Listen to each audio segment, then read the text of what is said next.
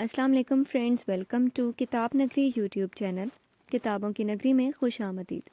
میں ہوں آپ کی ہوسٹ اقرا یاسین، اور آج میں آپ کے لیے لے کر آئی ہوں کتاب نگری اسپیشل ناول اہل جنوں کی ایپیسوڈ نمبر 40 کو لے کر۔ یہ تحریر ہے کتاب چہرہ کی۔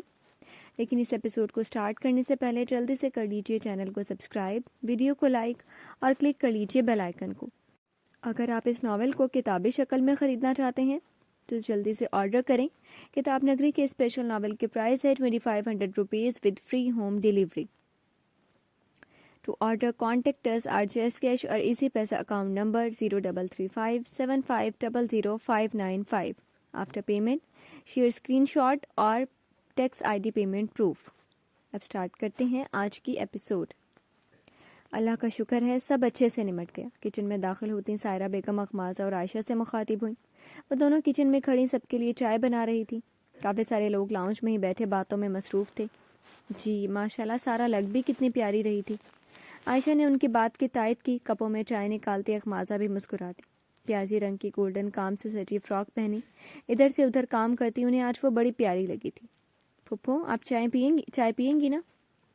اپنے اسٹریٹ کروائے بال پونی ٹیل میں جکڑے اخمازہ نے پلٹ کر ایک نظر انہیں دیکھا۔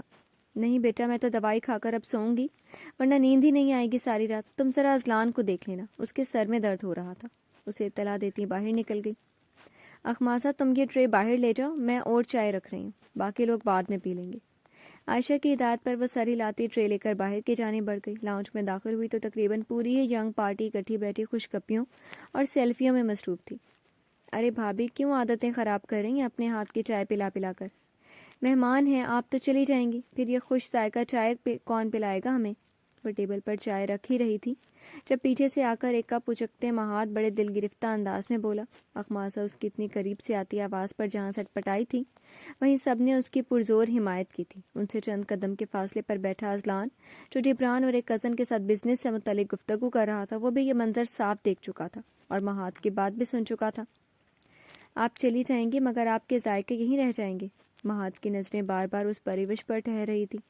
آج وہ لگ ہی قیامت رہی تھی کہ کوئی بھی سدھ بدھ کھو بیٹھتا۔ اوپر سے اس کی بندھی پونی ٹیل جو بار بار کمر پر جھول رہی تھی اسے مزید دلکشی بخش رہی تھی۔ بیوٹیشین نے اس کے حسن کو مزید نکھار دیا تھا۔ اخمازہ مروتاً مسکرائی مگر کچھ بولی نہیں۔ بھلا اسے کیا ضرورت تھی اس انجان شخص کو فری کرنے کی؟ اذلان کی گردن کی نس ابھرتی اس بات کی گواہ تھی کہ وہ ضبط اور غصے کے کن مراحل سے گزر رہا تھا۔ آپ اتنی خاموش کیوں رہتی ہیں؟ اخمازہ کی خاموشی سے آگے بڑھ کر سب کو چائے سرو کرنے پر وہ پھر بولا۔ بھائی تجھے کیا مسئلہ ہے؟ ہر کوئی تیری طرح باتونی ہے کیا؟ اس کے دوسرے کزن نے اس کی حرکتوں سے زچ ہوتے ٹوکا۔ بھائی ایسے حسین لوگ خاموش رہیں گی تو دنیا بحری نہیں لگے گی کیا؟ مذاق کا رنگ دیتے اخمازہ کو نگاہوں کا فوکس رکھا۔ اس بار اخمازہ کو بھی اس کا بے باک انداز عجیب لگا تھا، مگر سب کے بیک وقت کہکہا لگانے پر اتنا محسوس نہ کر پائی۔ مگر اذلان سب تین کی اب بس ہو چکی تھی۔ یکدم اپنی جگہ سے اٹھتا ان لوگوں کی جانب بڑھ گیا۔ اخمازہ! اس کی پکار پر تقریباً سب نے ہی گردنیں موڑ کر اس کی سمت دیکھا، جن میں اخمازہ تنویر بھی شامل تھی۔ اس نے صرف ایک ناگوار جلتی نگاہ مہات پر ڈالی تھی جو فوراً اپنے آپے میں واپس آیا تھا۔ یہاں سنجیدہ نگاہوں سے اسے دیکھتے اپنے پاس بلایا۔ اخمازہ نے حیرت زدہ ہوتے اس کی بے باکی دیکھی جو اتنے لوگوں کے سامنے اسے یوں استحقاق سے بلا رہا تھا۔ کیا بات ہے اذلان بھائی، کیا آپ کی پرائیویسی ڈسٹرب کر دی ہم نے؟ ایک شریر کزن نے اخمازہ کی جھجک سے لطف اندوز ہوتے چھیڑا۔ سب کے لبوں سے دبی دبی ہنسیاں نکل رہی تھیں۔ اخمازہ شرمندہ سی ہوتی اس کی سمت بڑھ گئی۔ جی؟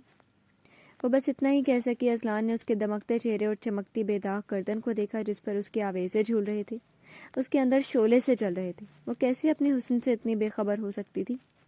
میرے سر میں درد ہو رہا ہے، میڈیسن دو مجھے، اسپاٹ لہجے میں کہتا اس کی کلائی تھام کر آگے بڑھ گیا۔ اخمازہ نے بے یقینی کے عالم میں اسے دیکھا۔ یہ کیسی حرکت تھی اتنے مجمع کے سامنے؟ مگر پیچھے سے آتے کہوں اور ہوٹنگ نے اسے اپنی سمت متوجہ کرتے سرخ ہونے پر مجبور کر دیا۔ یہ کیا حرکت ہے؟ ہاتھ چھوڑے میرا! اخمازہ نے غسیلی مگر ہلکی آواز میں کہتے اپنا ہاتھ چھڑانا چاہا، مگر اذلان کو کوئی اثر نہ ہوا۔ وہ اسے لیے لاؤنج سے نکلتا کوریڈور کی سمت بڑھ گیا۔ باتوں اور کہکوں کی آوازیں پیچھے رہ گئی تھی۔ میں آپ کو میڈیسن دے دوں گی، ہاتھ تو چھوڑے۔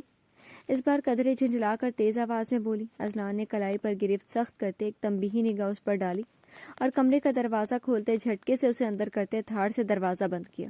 وہ آنکھیں میچ گئی۔ آخر مسئلہ کیا ہے تمہارے ساتھ؟ اسے دونوں بازوؤں سے پکڑ کر قریب کرتا پھنکار گیا۔ اغمازہ نے اپنی آنکھیں کھولتے ناسمجھی سے اسے دیکھا. کیا کیا ہے اب میں نے؟ تم نہیں جانتی کیا کیا ہے؟ مجھ سے دور بھاگنے کے چکر میں یہ تک بھول گئی کہ کون شخص کیسی نگاہ تم پر ڈال رہا ہے. وہ غصے کے سبب پاگل ہونے کو تھا. اس کی آنکھیں ضبط سے سرخ ہو رہی تھی جبکہ اغمازہ کو اپنا سر گھومتا محسوس ہوا. وہ کیا کہہ رہا تھا اسے کچھ سمجھ نہ آیا. کہنا کیا چاہتے ہیں آپ؟ اس کی گرفت سے نکلنے کی کوشش کرتی وہ بھی غصیلے لہجے میں بولی. مجھے یہ بالکل برداشت نہیں کہ میری بیوی کو کوئی اور دیکھے. یہ بات اپنے ذہن میں بٹھا لو اغمازہ، میں اس شخص کی آنکھیں نکالنے سے بھی درک نہیں کروں گا. اس کا بھڑکتا آتش فشاں لہجہ اغمازہ کی ریڑھ کی ہڈی تک سنسنی دوڑا گیا. وہ کہنا کیا چاہ رہا تھا آخر؟ اور کس کے بارے میں کہہ رہا تھا؟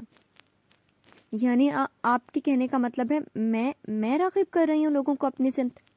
بھرائے ہوئے لہجے میں کہتے ہی یکدم میں اس کا سارا غصہ جھاگ کی طرح بٹھا گئی. اتنی گری ہوئی ہوں میں آپ کی نظر میں؟ آنکھوں سے آنسو ٹوٹ کر گرے تھے. وہ ایسا سوچتا تھا اس کے بارے میں؟ اتنی سطحی سوچ؟ نہیں، میں نے ایسا نہیں کہا، مگر انسان کو عقل ہونی چاہیے، اپنی حفاظت خود کرنی آنی چاہیے. میں ہر وقت تمہاری پروٹیکشن کے لیے موجود نہیں ہوں گا. اس کی آنسوؤں اور سوچ پر زچ ہوتے خود سے قریب کیا مگر وہ اپنے ہاتھ چھڑاتی دور ہو گئی. میں نے آپ سے تحفظ نہیں مانگا اور نہ ہی مجھے آپ کی ضرورت ہے. میں اپنی حفاظت خود کر سکتی ہوں. اپنے آنسو رگڑتی مضبوط لہجے میں بولی. کیا مطلب ہے اس بکواس کا؟ بیوی ہو میری، میں اس بات کا خیال نہیں کروں گا تو کون کرے گا؟ یاد رکھو تمہاری ماں مجھے سونپ کر گئی ہیں تمہیں. اس کی خود سری پر اذلان کے ماتھے پر بل پڑے تھے. ایک ایک لفظ پر زور دیتے اسے بہت کچھ باور کروانے کی کوشش کی تھی. ہاں، وہ چلی گئی مجھے دوسروں کے سر تھوپ کر. اس کی آنکھوں میں دیکھتی بہت تلخ انداز میں بولی. اس وقت دل بے حد اداس ہو گیا تھا. ایک طرف خود کہہ رہا تھا کہ ہمیشہ اس کے ساتھ موجود نہ ہوگا اور دوسری سمت اسے یاد دلا رہا تھا کہ اس کی ماں کیا فیصلہ کر کے گئی تھی اس کے لیے. رخ موڑتے اپنے آنسوؤں کو ضبط کرنے کی کوشش کی جو پھسل پھسل کر گال پر آ رہے تھے. اذلان نے ٹائی نوچ کر بیڈ پر پھینکی. تم نے اب رو کر میرے سر میں مزید درد کیا تو یاد رکھنا مجھ سے برا کوئی نہیں ہوگا. اس کی جانب بڑھتے ایک جھٹکے سے اپنی سمت موڑا. اغمازہ فوراً اپنے آنسو رگڑ گئی. اذلان کے اندر مزید بے چینی بڑھنے لگی. نہ جانے اور کتنا اس لڑکی نے اسے تنگ کرنا تھا. اسے قریب کرتے ایک جھٹکے سے پونی ٹیل کھولی اور ذرا اونچا کرتا چہرہ ان میں چھپا گیا. اس تمام عمل کے دوران وہ کسی گڑیا کی طرح ساکت اس کی باہوں میں کھڑی تھی. نہ کوئی حرکت کی تھی نہ مزاحمت. اسے اس شخص کے لمس کی عادت ہو چکی تھی. ہم کل ہی واپس جا رہے ہیں. گہری سانس بھر کر اس کی مہک خود میں اتارتا جدا کر گیا مگر دوبارہ ایک نگاہ بھی اس کی سمت نہ ڈالی تھی اور واش روم کی جانب بڑھ گیا. وہ اداس نگاہوں سے اسے جاتا دیکھتی رہ گئی. کیا بات ہے، ایسے گمسم کیوں بیٹھی ہو؟ وہ کافی دیر سے اسے ایک ہی پوزیشن میں ساکت بیٹھا دیکھ رہی تھی، اسی لیے قریب چلی آئی اور نرمی سے استفسار کیا. علیشہ گڑبڑاتی ہوئی پاس رکھی مٹر چیلنے لگی. کچھ نہیں، وہ بس آپ سے پوچھنے ہی آ رہی تھی آج کیا بنانا ہے رات کو. عمیرہ صاحبہ نے گہری نظر اس کے وجود پر ڈالی. اس ایک مہینے میں وہ سر سے پیر تک بدل گئی تھی. اس کا دھیما لہجہ، اس کی فرما برداری. وہ اکثر سوچتی تھی کہ کاش اگر حالات یہ نہ ہوتے تو وہ کتنی عزت اور مان دیتی اس لڑکی کو. مگر بیٹے کے فیصلوں کے آگے جیسے بے بس سی ہو گئی تھی. وہ جانتی تھی اس لڑکی نے بہت غلطیاں کی تھی مگر غلطیاں تو انسان سے ہی ہوتی ہیں نا. اور اگر وہ اب پشیمان تھی تو انہیں بھی دل سے قبول کرنا چاہیے تھا اس رشتے کو. شمو کامچور کہاں ہے؟ تم پر کیوں چھوڑا ہے اس نے سارا کام؟ وہ آج کل نوٹس کر رہی تھی وہ شمو کے حصے کے کام بھی کر رہی تھی. وہ صبا کے کپڑوں پر پریس کر رہی ہے. میں نے ہی کہا تھا میں کر لوں گی. اس کی وضاحت پر وہ ساتھ ہی بیٹھ گئی. دیکھو بیٹا میری بات غور سے سنو. علیشہ نے چونک کر ان کی سمت دیکھا. انہوں نے اسے بیٹا کہہ کر پکارا تھا. شاید پہلی بار انہوں نے اتنی اپنائیت سے اسے پکارا تھا، بلکہ ان گزرے 2 ماہ میں پہلی بار کسی نے اسے اپنائیت سے پکارا تھا. میں فائق اور صبا کا رویہ تم سے بخوبی جانتی ہوں. وہ دونوں تم پر غصہ ہیں، تم سے شکایت ہے انہیں، مگر یہ سب ٹھیک ہو سکتا ہے. انہوں نے نرمی سے اسے سمجھانا شروع کیا. کوئی انسان اتنا پتھر نہیں ہوتا کہ ایک شخص اس کے سامنے پشیمان ہو اور اسے کوئی اثر نہ ہو. اگر تم فائق کا رویہ واقعی اپنی جانب سے بدلنا چاہتی ہو تو اسے اپنا سمجھو، محبت دو. اپنی انا کو پس پشت ڈال کر اسے اپنا بنانے کی کوشش کرو، ورنہ یہ زندگی تم دونوں کے لیے مزید مشکل ہو جائے گی. علیشہ اپنی نم آنکھیں چھپاتی سر جھکا گئی. کیا یہ ممکن تھا کہ وہ شخص اسے معاف کر دیتا؟ اور سب سے اہم تو یہ تھا کہ کیا وہ اس شخص کے ساتھ رہنا چاہتی تھی ہمیشہ کے لیے؟ جب ہی لاؤنج میں کسی کے قدموں کی آہٹ محسوس ہوئی تھی دونوں نے آنے والے کی سمت دیکھا. نقاہت زدہ چہرہ لیے ایک ہاتھ میں بیگ اور دوسرے ہاتھ سے ٹائی کی نوٹ ڈھیلی کرتا وہ قریب آ رہا تھا. علیشہ کا دل اس پل بے اختیار دھڑکا تھا. اس نے پہلی بار فائق احمد کو ایک الگ نگاہ سے دیکھا تھا. ارے یہ تمہارا چہرہ کیوں اتنا سرخ ہو رہا ہے؟ طبیعت تو ٹھیک ہے؟ اس کے سلام کا جواب دیتے عمیرہ صاحبہ نے فکر مندی سے پوچھا. کچھ نہیں، بس تھوڑا فلو ہے، کافی بھجوا دیں، میڈیسن لے کر ریسٹ کروں گا۔ انہیں ٹالتا کمرے کی جانب بڑھ گیا۔ اس کی جانب ایک نگاہ ڈالنا بھی ضروری نہیں سمجھا تھا، مگر علیشا کی بے چین نگاہوں نے دور تک اسے جاتا دیکھا تھا۔ جاؤ شاباش، اس کی کافی بناؤ اور کچھ کھانے پینے کا بھی لے جانا تاکہ دوائی کھا کر تھوڑا آرام کرے، یہ میں دیکھ لوں گی۔ اسے اٹھنے کا اشارہ کیا تو لب کاٹتی کچن کی جانب بڑھ گئی۔ 10 منٹ کے اندر اندر اس کی کافی تیار کر کے کباب فرائی کرتی اوپر کمرے کی جانب بڑھ گئی۔ اب وہ ہر چیز میں ایکسپرٹ ہو چکی تھی، کیونکہ کچن اور گھر کے کاموں کے علاوہ اس کے پاس کوئی تیسری مصروفیت ہی نہ تھی جن میں وہ لگتی۔ کمرے میں داخل ہوئی تو وہ بیڈ پر بغیر چینج کی ایسے ہی آڑا ترچھا پڑا تھا۔ دروازہ بند کرتے گلا کھنکار کر اسے اپنی سمت متوجہ کیا، مگر وہ نہ ہلا تھا۔ کافی پی لو۔ جھجکتے ہوئے تھوڑا نزدیک آئی۔ فائق نے اپنی بخار کے سبب بند ہوتی آنکھیں بمشکل کھول کر اسے دیکھا اور اٹھ بیٹھا۔ اس نے فوراً ٹرے اس کے آگے رکھی اور ڈراور سے میڈیسن باکس نکال کر سائڈ ٹیبل پر رکھ دیا۔ کپڑے نکالوں؟ مگر اس کی جانب سے کوئی جواب نہ آیا۔ علیشا نے ٹی شرٹ اور ٹراؤزر نکال کر صوفے پر رکھ دیا۔ آدھا کباب اور آدھے کافی کے کپ کے بعد دوائی پھانکتا واپس بیڈ پر ڈھیر ہو گیا۔ علیشا نے کافی حیرانی سے اسے دیکھا۔ یہ کوئی معجزہ ہی تھا کہ اس نے اب تک ایک بھی چلا کٹا جملہ نہیں بولا تھا اور خاموشی سے اس کے ہاتھ کی بنی کافی پی گیا تھا۔ چند قدم قریب آتے اس کے تاثرات دیکھے، اپنی کن پٹیوں کو دباتا آنکھیں میچھے ہوئے تھا۔ وہ بے اختیار قریب آئی اور اپنا ٹھنڈا ہاتھ اس کی جلتی پیشانی پر رکھ گئی۔ ایک سکون کی لہر فائق کے رگوں پہ میں سرایت کر گئی۔ اسے اس کی انگلیاں آہستہ آہستہ اپنے ماتھے پر حرکت کرتی محسوس ہو رہی تھی، مگر اس نے آنکھیں نہ کھولیں۔ اندر ہی اندر وہ سخت دل لڑکی کے اس نرم روپ کو دیکھ کر بے طرح حیران ہوا تھا۔ وہ بے حس لڑکی بھی کسی کا احساس کر سکتی تھی۔ چند ہی لمحوں میں اسے اپنے حواس پر غنودگی طاری ہوتی محسوس ہوئی۔ سارا، وہ جو بے خیالی میں اس پر نگاہیں جمائے بہت احتیاط سے اس کا سر دبا رہی تھی، اس کی سرگوشی نما پکار پر اس کے ہاتھ سمیت پورا وجود ساکت ہو گیا۔ اس کا دل پہلی کی بار یوں ناخوشگوار انداز میں دھڑکا تھا۔ وہ چاہے سارا سے کتنی بھی شرمندہ ہوتی، مگر اس پل اس کا ذکر علیشا کو برا لگا تھا، اور وہ نہیں جانتی تھی کہ کیوں۔ اس سے پہلے کہ وہ اپنا ہاتھ اس کے ماتھے سے ہٹاتی دور ہوتی، فائق وہی ہاتھ پکڑ کر گھسیٹتا خود پر گرا گیا۔